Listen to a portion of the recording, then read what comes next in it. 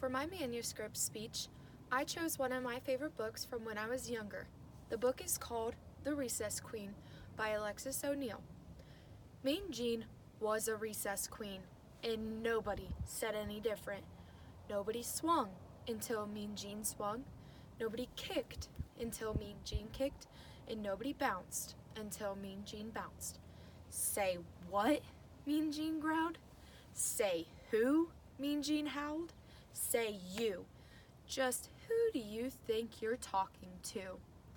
Mean Jean always got her way, until one day a new kid came to school. Katie Sue. A teeny kid.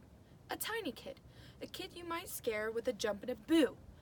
But when the recess bell went ringety-ring, this kid ran zingety-zing for the playground gate. Katie Sue swung before Mean Jean swung.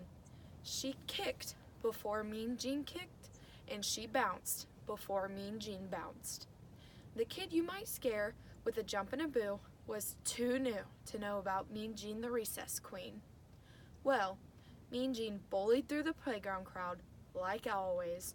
She pushed kids and smushed kids as she charged after that Katie Sue. Say what? She growled. Say who? She howled. Say you. She snarled and grabbed Katie Sue by the collar. Nobody swings until Queen Jean swings. Nobody kicks until Queen Jean kicks. And nobody bounces until Queen Jean bounces. And she figured that she set the record straight. She figured wrong.